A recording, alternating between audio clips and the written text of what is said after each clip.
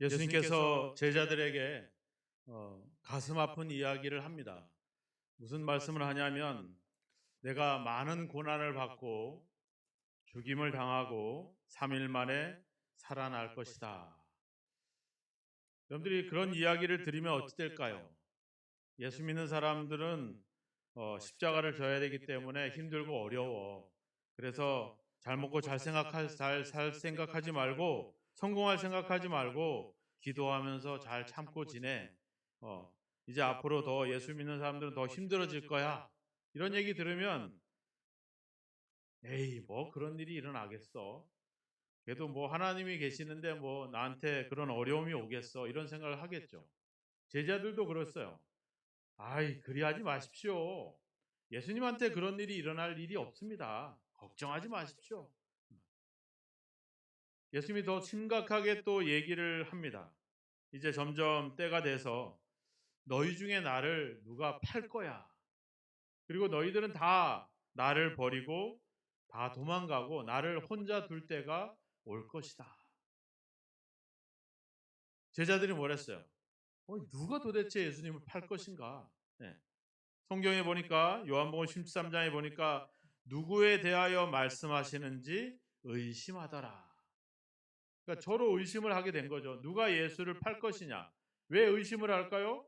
나는 아니라고 하는 거죠. 나는 아닌데 누가 팔까? 나는 아닌데 누가 예수님을 팔아 넘길까? 이런 고민들을 하고 있었습니다. 제자들은 질문을 던졌어야죠. 그죠? 뭐라고? 왜 예수님이 고난을 당해야 됩니까? 우리를 위해서 오신 메시아가 그리스도가 왜 그 고난을 당하고 심지어 어떻게 죽임을 당할 수가 있겠습니까? 질문을 던져야죠. 네. 예수님 여기 중에 누가 판다는데 그 사람이 누굽니까? 이게 아니라 왜 그런 일이 일어납니까? 그런 일이 일어난다고 한다면 도대체 우리는 어떻게 대처를 해야 됩니까? 예수님이 죽음 후에 고난받은 다음에 그런 일이 만약에 일어난다면 우리는 그때 어떻게 대처를 해야 됩니까? 우리 이렇게 기도하고 질문을 던져야 되겠죠. 그죠? 우리가 사건과 사고가 일어나잖아요.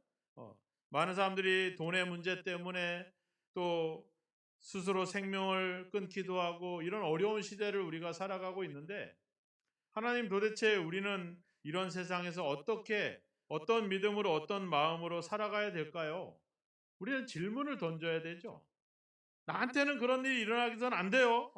그렇게 말씀했는데 그거는 다른 사람 얘기죠. 내 얘기가 돼서는 안 됩니다. 그 상황을 피하려고 하는 게 아니라 그 상황에 우리가 어떻게 대처해야 됩니까? 이것이 우리의 질문이 던져져야 되죠. 그래서 그때 어떻게 하라고 어떤 방법을 찾고 대책을 찾을 때 우리는 그 상황이 되면 대처할 수가 있는 거죠.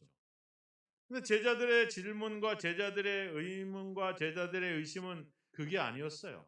누가 도대체 예수를 팔 거냐? 그 말은 뭐예요? 나는 아닌데, 나는 예수를 안 팔 건데 다른 사람이 예수를 팔 거다. 이런 그런 의심에 사로잡혀 있었죠. 그럴 때 갑자기 군대가 쳐들어오고 유대인들이 쳐들어오고 무기를 들고 횃불을 들고 쳐들어오죠. 그리고 예수님을 잡아갑니다. 제자들이 어떻게 했어요? 다 도망가잖아요. 어떤 제자는 보니까 벗은 몸으로 도망을 했다. 이렇게 제자들은 다 도망을 해버리고 맙니다. 그리고 예수님은 며칠 후에 십자가에서 죽고 끝이 나죠. 그리고 제자들은 뭐 했어요? 오늘 말씀을 보니까 나는 물고기 잡으러 가노라. 아니, 대표적인 제자 베드로가 물고기 잡으러 간다니까 나머지도 뭐라 그래요? 우리도 함께 가자. 우리도 함께 가자. 전에는 베드로와 안드레 또 야고보와 요한이 고기를 잡았는데 이제 제자들도 같이 간다고 하니까 신이 났어요. 가서 고기를 잡았는데 어떻게 됐어요? 그날 밤에 아무것도 잡지 못했다. 그날 밤만 못 잡았겠어요? 계속 못 잡았겠죠. 왜? 예수를 만나기 전에 어부였던 베드로와 이제 예수를 만나고 난 이후에 베드로는 전혀 상황이 다릅니다. 그때는 열심히 부지런히 고기를 잡았지만 지금은 두려움 속에 살아갈 수밖에 없죠. 사람들이 욕을 하겠죠. 야, 그 산동네에 있는 청년 예수라고 하는 사람 따라가디만 그 모양 그 꼴로 왔느냐, 이렇게 얘기하겠죠. 세베대의 아버지나 어머니가 얘기했겠잖아요, 그죠? 내 아들을 우편에 좌편에 앉혀달라고 했는데 도대체 니들 끌고 가서 그 사람은 도대체 무슨 일을 했다냐? 왜 이 모양 이 꼴로 돌아온 거야? 배도 버리고 아버지도 버리고 다 버리고 가디만, 그렇게 잘난 척하디만은 이제 고작 와서 한 게 이거밖에 안 되냐? 사람들은 비난할 테고 조롱할 테고, 제자들은 엄청난 기대 속에서 예수를 따랐는데 그 예수가 죽어버리고 말았으니 절망과 좌절 속에 돌아올 수밖에 없죠.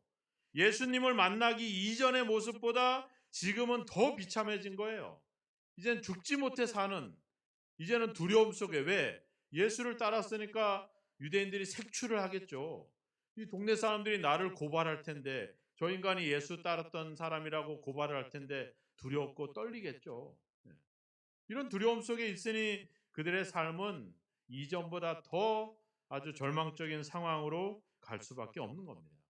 우리가 그렇잖아요. 우리가 예수 안 믿을 때는 몰랐어요. 근데 예수님 믿고 열심히 하다가 실족하고 넘어져서 살아가는 삶. 한번 주변에서 여러분들이 한번 보세요. 예수 안 믿고 예수 믿다가 중간에 실족해서 넘어진 사람들의 삶이 그렇게 행복하고 그렇게 성공적이고 그런 삶을 살고 있는가? 아니죠. 더 절망스럽죠. 기대가 무너지고 소망이 무너지는데 그들이 살아갈 힘이 어디 있겠습니까? 여기다 얘기하자, 아무것도 잡지 못했다. 당연히 그럴 수밖에 없죠. 엠마오를 가는 제자들에게는 누가복음 윗사장에 보니까 슬픔 빛을 띠고 머물러 섰다. 고향으로 돌아가면서 여러 가지 잡다한 생각이 들었겠죠. 가서 사람들에게 뭐라고 얘기할까? 내가 예수를 따르다가 그 예수가 죽어버렸는데 내가 무슨 이야기를 그들에게 할까?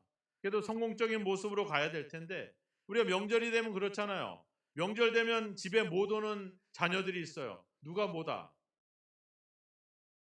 노처녀, 노총각, 또 성공 좋은 직장 못 다니는 사람, 좋은 차 못 끌고 다니는 사람, 어, 맨날 식구들하고 싸우고 쌈박질해가지고 며느리는 오지도 않고 아들만 오고, 아니면 며느리는 오는데 아들은 안 오고, 성공하고 출세한 사람은 당당하게 오지만 그렇지 못한 사람은 고향 이 명절 때 고향에 올 수가 없습니다. 예.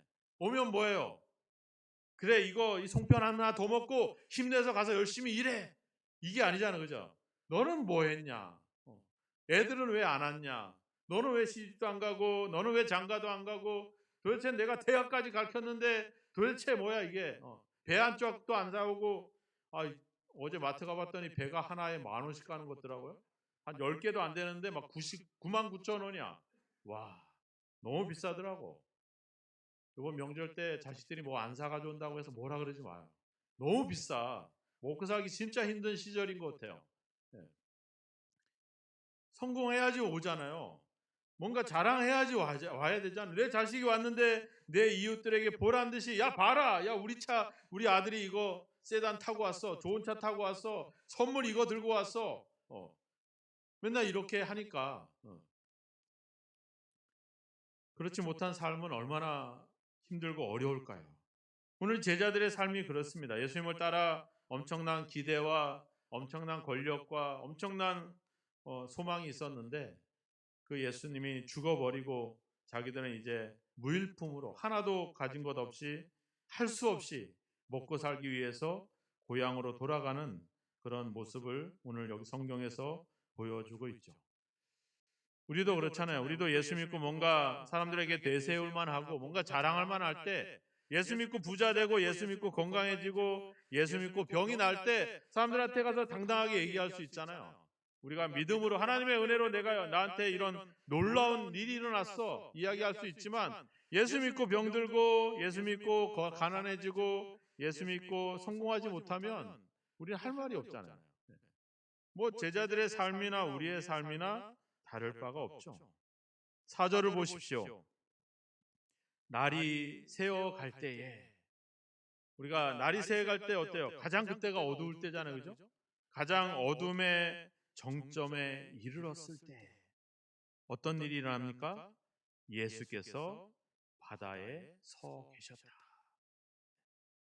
우리가 이런 아주 가장 예수님을 만나기 전보다도 더 열악하고 더 절망적인 상황에 처해 있는 그 상황, 가장 이제 고기도 못 잡고 도대체 이제 우리가 어떻게 먹고 살아갈 것인가 하는 이런 고민과 염려와 근심에 사로잡혀 있을 때, 그때 예수께서 서 계셨다.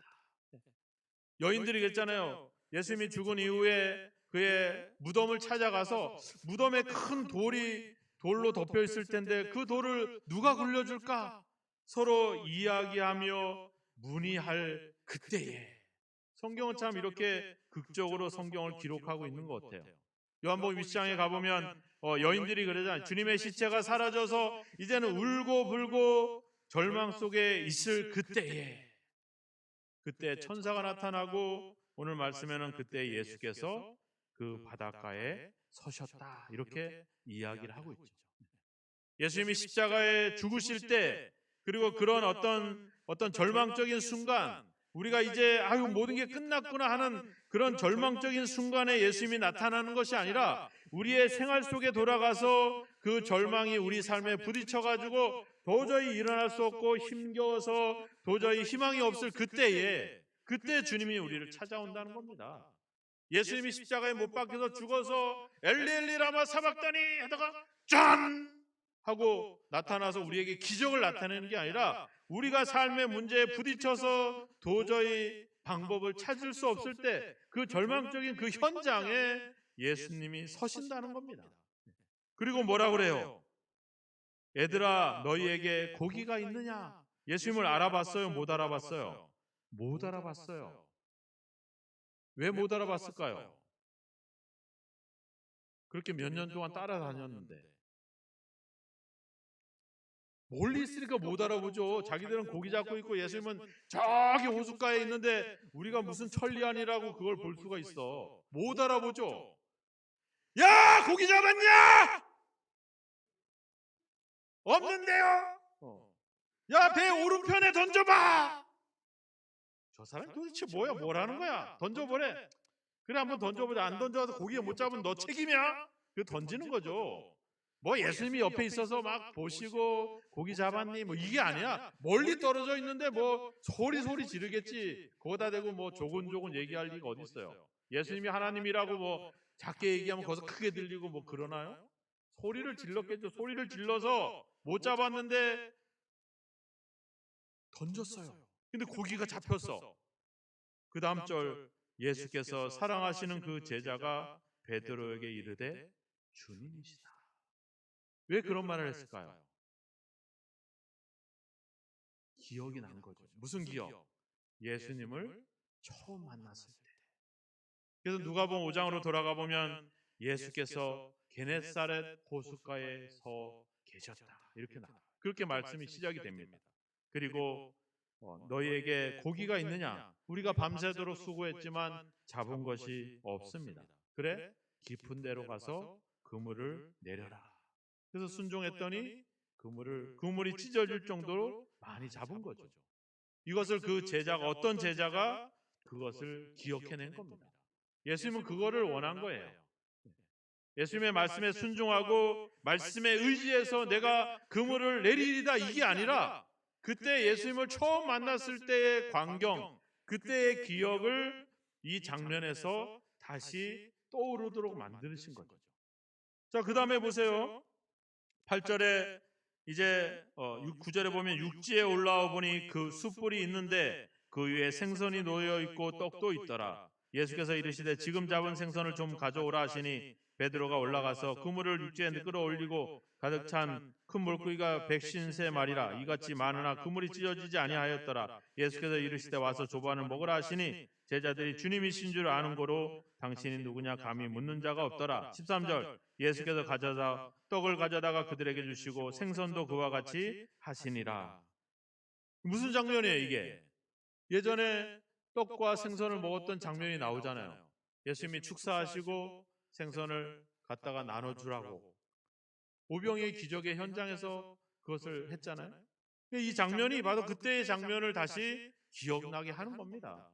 다시 그때를 기억나게 하는 거죠. 엠마오로 가던 제자들에게는 그 밤에 떡을 가지고 축사하시고 떼어 그들에게 주셨다. 이렇게 기록을 하고 있어요.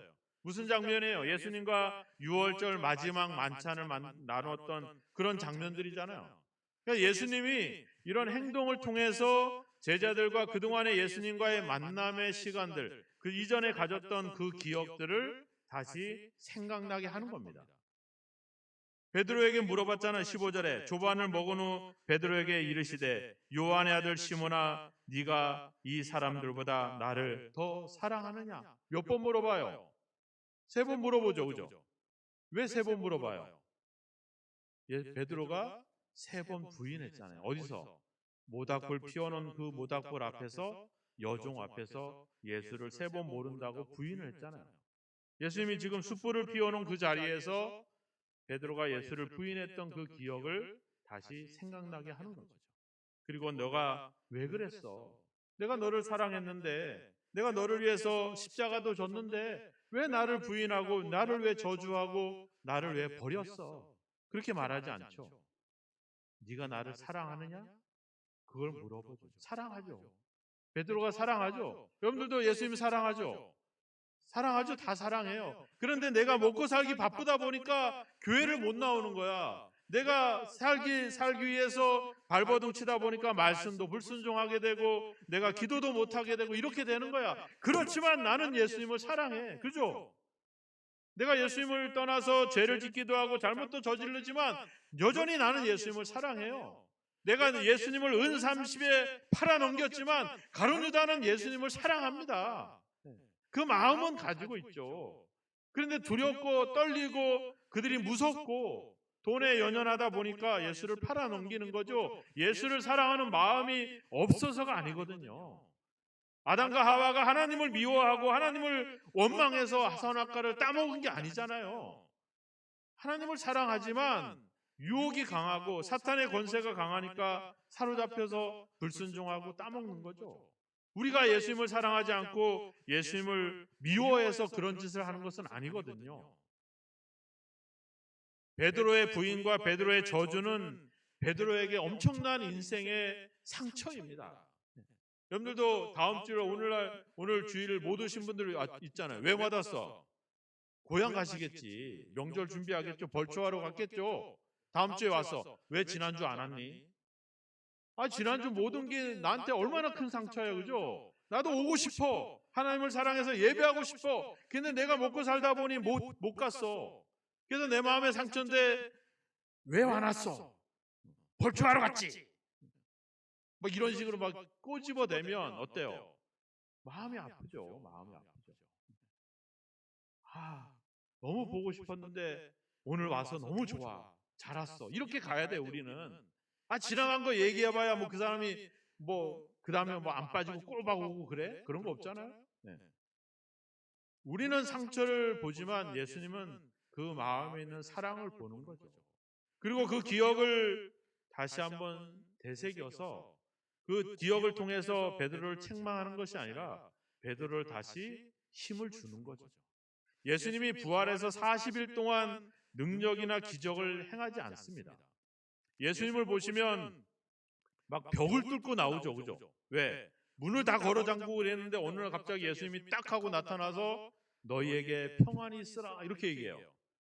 갈릴리에서 지금 제자들이 고기를 잡고 있는데 떡하니 거기 호숫가에 서 계신 거 아닙니까? 예수님은 그 몸 자체가 그 예수님 자신이 변화가 됐어요. 시간과 공간을 초월해서 그렇게 나타나는 그런 현상을 우리에게 보여줬죠. 그런데 제자들은 그렇게 변화되지 않았거든요. 제자들은 절망하고 오히려 더 어려웠죠.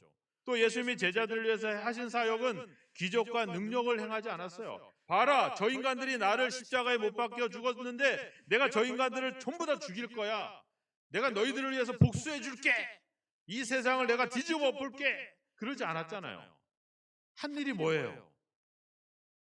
제자들과의 이전의 기억들을 계속 생각나게 하는 역할, 그 사역을 했다는 겁니다. 제자들에게 이제 내가 갈 테니까 내가 가르쳐 준 것대로 그대로 해. 안 하면 너 또 벌 준다. 내가 한 번은 용서했는데 두 번은 용서 못 해. 그러지 않잖아요. 이전에 예수님과 제자들이 처음 만남을 갖고 십자가에 죽기까지 있었던 그 모든 과정들을 다시 생각나게 하는 일들을 행하셨다는 겁니다. 그래서 뭐예요?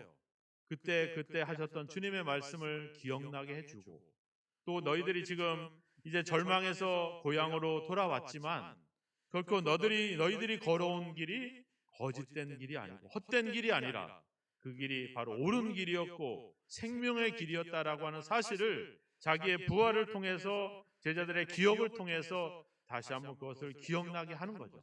아, 내가 주님을 따르었는데 예수님이 십자가를 죽었다고 내가 다 버리고 고향으로 돌아왔는데, 이 길이 결코 헛된 길이 아니었구나. 우리가 예수를 믿고 예수를 따르는 길이 결코 세상에게 보란 듯이 자랑할 것은 없다 할지라도 그 길이 생명의 길이었고 그 길이 구원의 길이었고, 그 길이 하나님이 약속하신 진리의 길이었고 예수님이 우리에게 말씀하신 대로 그대로 이루어진 그 길이었구나.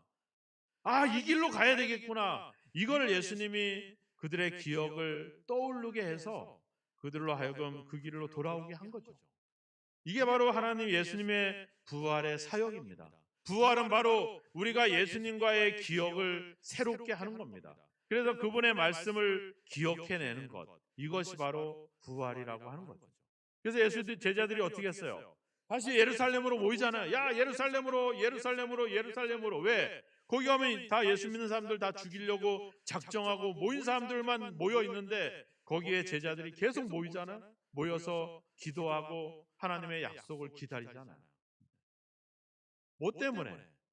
예수님과의 그 기억을 다시, 예수님이 우리에게 그 기억을 새롭게 하심으로 인해서 제자들은 다시 회복의 역사가 일어난 겁니다.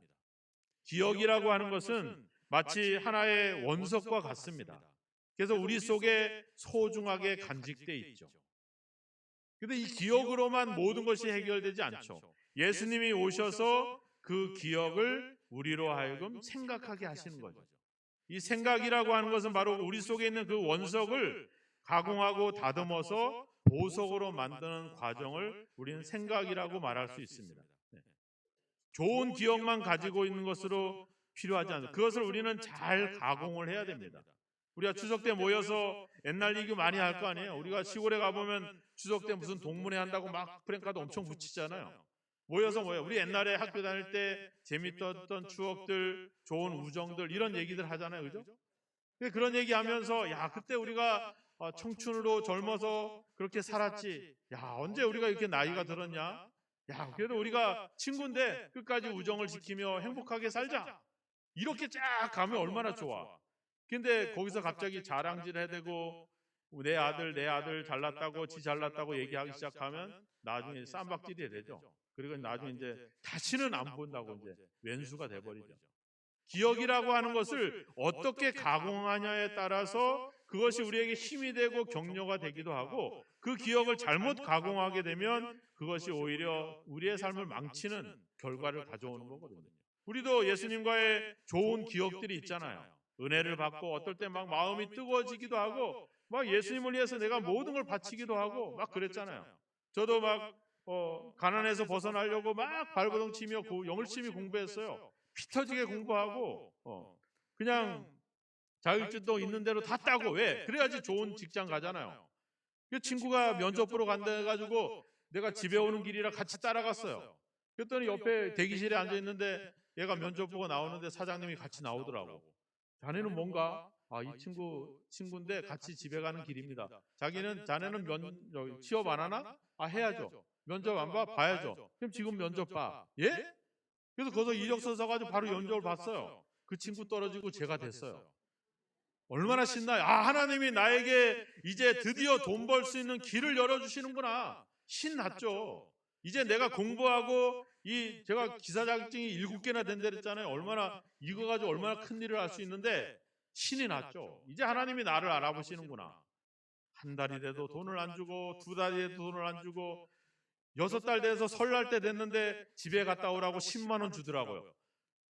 1989년도에. 왜 이것밖에 안 줘요? 제가 6개월을 일했는데. 넌 저거 직장 그만두면 다음 달 영장 나와. 군대 갈래? 제가 군대를 가는 대신에 탄광을 갔으니까 이거 그만두면 14일 내로 영장이 나오거든요. 빼도 박도 맞고 군대를 가야 돼. 나는 돈 벌려고 공부를 했는데 그 첫 열매니까 하나님께 다 드렸어요. 얼마? 10만 원. 있는 거 모두 드렸어. 그리고 원망을 했죠. 하나님, 내가 이 짓 하려고 내가 공부를 했냐고. 내가 이거 하려고 내가 자격증을 땄냐고. 내가 이거 하려고 그 모든 걸 그걸 겪고 이렇게 왔냐고. 근데 기도를 들으셨는지 이제 길을 열어 주시더라고요.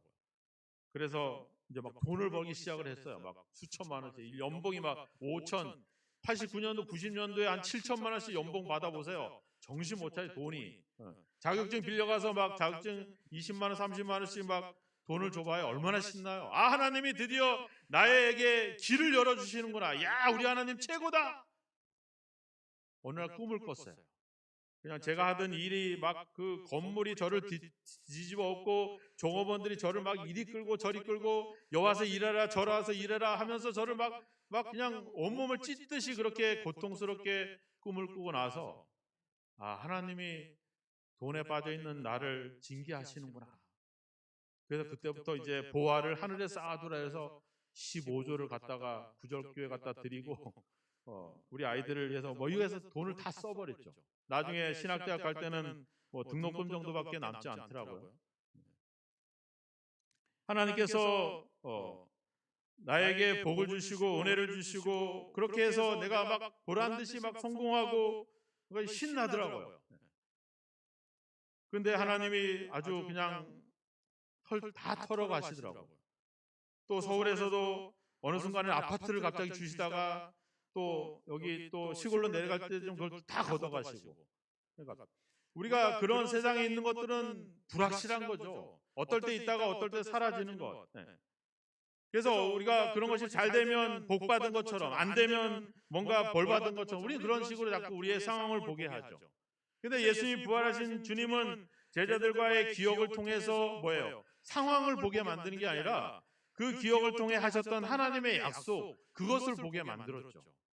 그 약속을 보게 되니까 지금은 절망적인 상황이고 지금은 자기들이 그들에게 많은 고통을 당하고 핍박을 당하는 현장이지만 그들은 돌아와서 주님의 말씀을 가지고 나아가는 겁니다. 주님께서는 그들이 가지고 있었던 그 하나님의 약속과 그들이 가졌던 그 원석과 같은 그 기억들을 하나님께서 가공하고 잘 다듬어 주셔서 위로하고 격려, 그들을 책망하거나 그들의 죄를 잘못을 들춰내는 것이 아니라 그들이 하나님 예수님을 사랑해서 따랐던 그 마음들을 잘 끄집어내고 그것을 잘 만들어서 그들로 하여금 이제 복음을 위해서 일할 수 있는 일꾼들로 만들어가는 겁니다.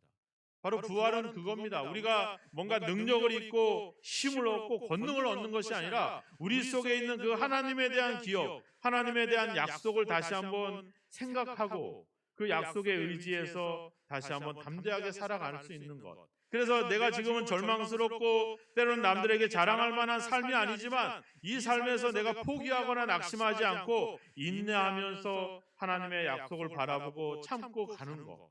그것이 바로 부활의 역사죠. 부활은 바로 이런 절망적인 상황에서도 포기하지 않고 인내하고 갈 수 있는 힘, 바로 그것이 부활입니다. 그래서 제자들을 우리가 보지만 핍박과 고난과 죽음을 당하면서도 그들은 포기하지 않고 그들을 용서하면서 그들의 자기의 갈 길을 가는 거죠. 이것이 바로 하나님이 우리에게 행하신 역사라고 하는 것입니다. 근데 우리의 기억은 사라집니다. 우리의 기억은 사라집니다. 그런데 우리 속에 예수님으로 인해서 복음을 위해서 얻은 상처와 흔적들은 남게 되죠. 바울이 그랬죠. 갈라디아서 6장에서 내 몸에 예수의 흔적을 지니고 있노라. 이제 우리는 기억을 넘어서 이제는 흔적으로 가야 됩니다. 이젠 기억이 사라져버리고 이제 나이가 들고 병이 들면 사라져버릴 하나님의 기억엔 우리는 사라져버릴지라도 내 몸에 예수의 흔적이 남고 내 삶에 예수의 흔적을 지닌다면 우리는 결코 예수님을 잊지 않을 것입니다.